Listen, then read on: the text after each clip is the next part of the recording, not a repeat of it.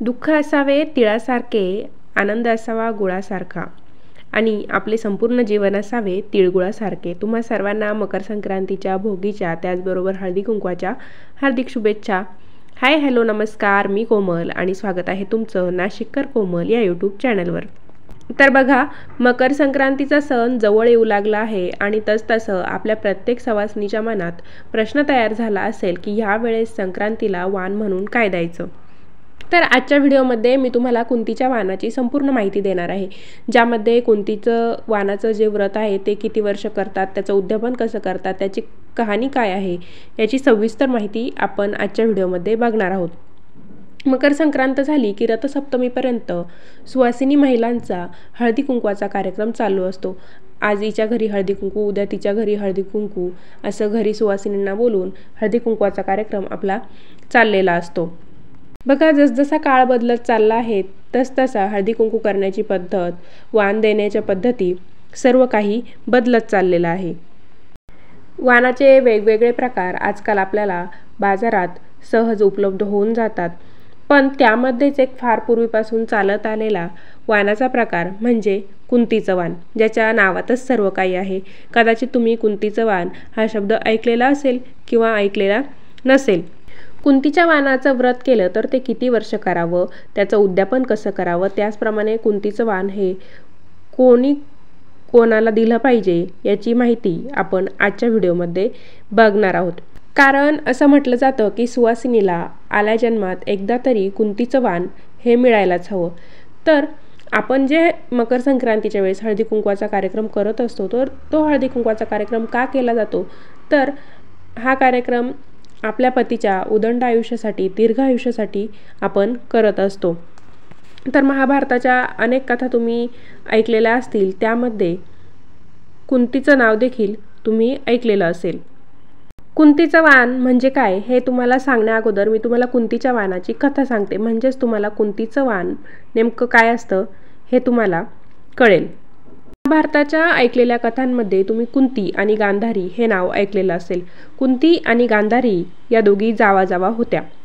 धृतराष्ट्राची पत्नी गांधारी आणि पंडूराजाची पत्नी कुंती. तुम्हाला माहीत असेलच, धृतराष्ट्र हे अंध होते, त्यामुळेच त्यांची पत्नी म्हणजेच गांधारी देखील आयुष्यभर डोळ्यांवर पट्टी बांधून जगली, म्हणजेच ती देखील आयुष्यभर अंध जीवन जगली. पण तिची परिस्थिती चांगली होती. गांधारी महालात राहायची आणि कुंतीची परिस्थिती मात्र हलाखीची होती. कुंती वनामध्ये राहायची. पंडूराजा आणि कुंती यांना पांडव म्हणजेच 5 पुत्र होते, ज्यांना आपण पांडव नावाने ओळखतो. आणि तसेच गांधारी आणि धृतराष्ट्र यांना 100 पुत्र होते, त्यांना आपण कौरव असं म्हणतो. आणि कौरव पांडवांची कथा देखील तुम्हाला माहीत असेलच. तर बघा, त्या काळात देखील संक्रांतीचा सण साजरा केला जायचा. त्यांच्या काळामध्ये जेव्हा संक्रांतीचा सण होतो तेव्हा राणी गांधारी ही कुंतीला वाण देण्यासाठी निघाली होती. त्यावेळेस एक अशी प्रथा होती की आपण जे वाण कोणाकडून स्वीकारलंय त्याचप्रमाणे समोरच्याला सुद्धा आपण तसंच वाण द्यायचं. तर जेव्हा गांधारी कुंतीला वाण देण्यासाठी निघाली, अर्थातच गांधारीची परिस्थिती चांगली होती, तिला तिचं श्रीमंतीचं प्रदर्शन करायचं होतं आणि त्यामुळे तिच्या मनात असं आलं की आपण श्रीमंत आहोत, त्यामुळे आपण जास्त वस्तू आपल्या जावेला म्हणजे कुंतीला दिल्या तर तिला देखील तेवढ्याच वस्तू आपल्याला द्याव्या लागतील. म्हणजे थोडक्यात गांधारीला कुंतीला कमीपणा दाखवून द्यायचा होता, तिला कमी समजायचं होतं. त्यामुळे जेव्हा गांधारी कुंतीकडे गेली तेव्हा ती आपल्याकडे असलेली प्रचंड महासेना, घोडदळ, पायदळ असलेले सर्व सैनिक असं सगळं श्रीमंतीचं प्रदर्शन करत ती तिच्याकडे गेली. त्यासोबतच तिने वाणामध्ये गुळाचे प्रकार, तिळगुळाचे वेगवेगळे पदार्थ, हिरे, माणिक, मोती, जवाहर, नवीन वस्त्रे असे अनेक वस्तू ती कुंतीला वाण म्हणून भेट देण्यास घेऊन गेली. कारण गांधारीच्या मनात किलमिश आले होते की मी जे काही वाण कुंतीला दिले आहे, असं माझ्याप्रमाणे वाण मला कोणीही देणार नाही किंवा मी दिलेलं आहे तेच सर्वात भारी आहे, असे तिचा समज होता. पुढे संक्रांतीचा सण आला आणि कुंतीलाही प्रश्न पडला की आता आपण वाण म्हणून काय द्यायचं. कारण कुंतीजवळ हत्ती आणि एवढे जे काही साहित्य तिने दिलं होतं असं काही नव्हतं आणि तिची परिस्थिती देखील तशी नव्हती. कुंती सतत विचार करत होती तेव्हा कुंतीचा मुलगा भीम म्हणाला, आई तू काळजी करू नको, तू राणी गांधारीला वाण देण्यासाठी हत्तीवरच बसून जायचं आणि तिला सर्व वाणाच्या वस्तू परत करायच्या. तर भीम हत्ती आणण्यासाठी इंद्रदेवाकडे गेला आणि इंद्रदेवाकडून ऐरावत नावाचा हत्ती तो घेऊन आला. पण जेव्हा भीम इंद्रदेवांकडून ऐरावत नावाचा हत्ती घेऊन येत होता तेव्हा तो पडला. पण पडता पडता कुंतीने दोघांनाही वाचवलं. म्हणजे एवढा मोठा हत्ती आणि कुंतीचा मुलगा भीम असं दोघांनाही कुंतीने वाचवले होते. म्हणजेच एवढा मोठा बलाढ्य हत्ती आणि कुंतीचा मुलगा भीम किती बलाढ्य होता हे तुम्हाला माहीतच असेल. असं दोघांनाही तिने आपल्या पदरामध्ये झेलले. तर बघा अशा प्रकारे कुंतीच्या सौभाग्यामध्ये किती ताकद होती हे यावरूनच लक्षात येत होती.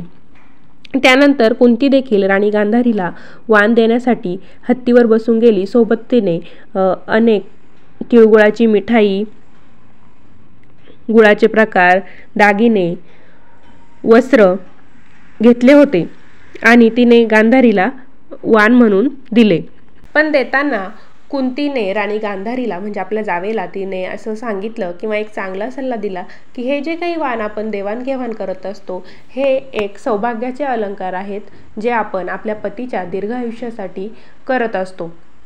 त्यामध्ये कोणत्याही प्रकारची स्पर्धा किंवा परमार्श आपण ठेवायचा नाही. त्यामुळे आपण जे काही वाण देतो ते सढळ हाताने दिलं पाहिजे, हसतमुखाने दिलं पाहिजे, मनापासून दिलं पाहिजे.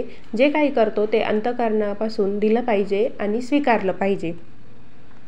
थोडक्यात सांगायचं असं की जेव्हा आपण हळदी कुंकू करतो किंवा आपल्याला आपली मैत्रीण किंवा इतर कोणी सुवासिनी महिला हळदी कुंकवासाठी बोलवते तर तेव्हा तिने जर आपल्याला एखादी महागडी वस्तू दिली तर आपणही तिला तेवढीच वस्तू दिली पाहिजे. किंवा आपली तशी परिस्थिती नसेल, अरे आपल्याला त्यांनी असं दिलंय मग आपण पण तसंच दिलं पाहिजे असं काही मनात ठेवायचं नाही. तुमच्या पदर तुम्हाला जे देता येईल ते तुम्ही देऊ शकता. किंवा एखादी आपण महागडी वस्तू दिली आहे आणि समोरच्याने जर आपल्याला बोलवून छोटी वस्तू दिली तर त्यात देखील काही मानायचं नाही. जे असेल ते हसतमुखाने आनंदाने स्वीकारायचं आहे. त्यामुळेच आपण आपल्या कुवतीनुसार सौभाग्याचं वाण द्यायचं आहे. त्यामध्ये कोणतीही स्पर्धा परीक्षा ठेवायला नको. सर्वसामान्यांना हे वाण देवा घेता यावं म्हणूनच याला कुंतीचं वाण असं म्हणतात. आणि तेव्हापासूनच कुंतीच्या वाणाची प्रथा रूढ झाली आणि ती आजपर्यंत चालू आहे. तर ही तुम्हाला कुंतीच्या वाणाची कथा मी तुम्हाला सांगितली. कुंतीचं वाण जर तुम्हाला कोणी दिलं तरच तुम्हाला ते 5 सुवासिनींना द्यायचं असतं आणि हे कुंतीच्या वाणाचं व्रत तुम्हाला 3 वर्ष करायचं असतं. आता सर्वप्रथम कुंतीच्या वाणामध्ये काय काय साहित्य असतं ते मी तुम्हाला सांगते.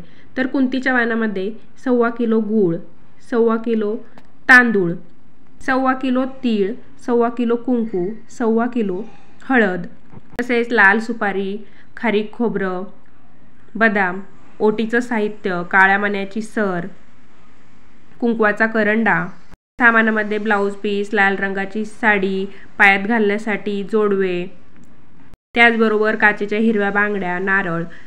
म्हणजे थोडक्यात जे सुवासिनींचं लेणं असतं असं सर्व साहित्य यामध्ये समावेश असतं. पण हे जे मी तुम्हाला सांगितलं ते तुम्ही तुमच्या कुवतीनुसार घ्यायचं. पण जे काही कुंकू, हळद ते सांगितलं ते सर्व 1.25 किलो आणायचं आणि त्यामध्ये पावशेरचे 5 भाग करायचे आहे. कारण तुम्हाला हे 5 सुवासिनींना द्यायचं आहे. तर या सर्व वस्तूंचे तुम्हाला 5 भाग म्हणजे पावशेर भाग करून प्रत्येकीला पावशेर असं द्यायचं आहे. पण बाकीचं जे ओटीचं सामान ज्यामध्ये दिवा झालं, हळदी कुंकवाचे करंडे, जोडवी, काळ्या मानांची सर, तर हे सर्व तुम्हाला प्रत्येकीला सेपरेट घ्यावं लागणार आहे. म्हणजे तुम्हाला 5 नारळ, 5 हळदी कुंकवाचे करंडे असं प्रत्येकीला वेगवेगळं घ्यावं लागणार. तर बघा हे जे 5 वाण आहे ते सेपरेट पॅक करून त्यांची पूजा करून घ्यायची आहे. त्यामधील एक वाण तुम्हाला स्वतःसाठी ठेवायचं आहे. दुसरं वाण जिने तुम्हाला ते कुंतीचं वाण अगोदर दिलं होतं तिला तुम्हाला ते वाण द्यायचं आहे. त्यानंतरचं तिसरं वाण तुम्ही तुळशी मातेला देऊ शकतात किंवा एखाद्या देवीचं मंदिर असेल जवळ तर देवी मातेला तुम्ही हे वाण देऊ शकतात. किंवा विठ्ठल रुक्मिणीच्या मंदिरात जाऊन तुम्ही रुक्मिणी मातेला देखील हे वाण देऊ शकतात. आणि इतर जे उरलेले 2 वाण आहेत ते वाण तुम्ही कोणत्याही 2 सुवासिनींना घरी बोलवून त्यांना द्यायचे आहे।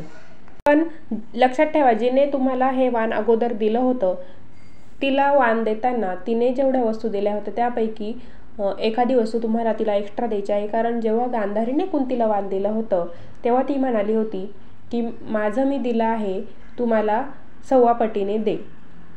तर हे व्रत कसं करता म्हणजे पहिल्या वर्षी तुम्हाला वाण घ्यायचं असतं, दुसऱ्या वर्षी तुम्हाला कोणी वाण दिलं तर तुम्हाला ते त्यांना द्यायचं असतं आणि तिसऱ्या वर्षी या व्रताचं तुम्हाला उद्यापन करायचं असतं। म्हणजेच 5 किंवा 7 सुवासिनींना तुम्ही घरी बोलवून त्यांना थाटामाटात जेवू घालू शकतात, त्यांना वाण देऊन त्यांचं हळदी कुंकू करायचं आहे। मकर संक्रांत झाली की मकर संक्रांत ते रथसप्तमीपर्यंत तुम्ही कधीही हे कुंतीचं वाण देऊ शकता, हळदी कुंकू करू शकता। पण कुंतीचं वाण देताना ज्या सुवासिनींनी तुम्हाला दिला आहे तिला तर तुम्हाला द्यायचंच आहे, पण इतर 2 सुवासिनी सुद्धा तुम्हाला बोलवायच्या आहे। यामध्ये तुम्ही वाण तुमच्या जाऊबाई असेल, सासूबाई असतील त्यांना पण देऊ शकतात। पण पूर्वीची जी कथा आहे त्याप्रमाणे एकाच घरात वाण द्यायची नाही, तुम्हाला वेगवेगळ्या घरच्या सुवासिनी बोलवायच्या आहेत। याचं कारण असं सांगितलेलं आहे पूर्वीच्या कथेमध्ये की एकाच घरात वाण दिल्याने मतभेद, वादविवाद होऊ शकतात, त्यामुळे तुम्ही सुवासिनी वेगवेगळ्या घरातील बोलवू शकता। मकर संक्रांतीचा जो सण आहे तो सूर्यदेवाच्या उपासनेसाठी महत्त्वाचा मानला जातो, त्यामुळे कुंतीचं वाण शक्यतो रविवारी द्यायचं। जर रविवारच्या दिवशी तुम्हाला काही कारणांमुळे जसं की मासिक पाळी, सुतक, गावाला जाणं या कारणामुळे जमलं नाही तर तुम्ही रथसप्तमीच्या दिवशी हे वाण देऊ शकता। बऱ्याच घरी मकर संक्रांतीच्या दिवशीच वाणाचा कार्यक्रम केला जातो, पण मकर संक्रांतीच्या दिवशी घाईगडबड असते, सणाचा दिवस असतो, पूर्णाचा स्वयंपाक करायचा असतो, तिळगुळाचा कार्यक्रम असतो, अशातच वाणाची गडबड नाही केली तरी चालते। तुम्ही रथसप्तमीपर्यंत कधीही हा हळदी कुंकवाचा वाणाचा कार्यक्रम करू शकता।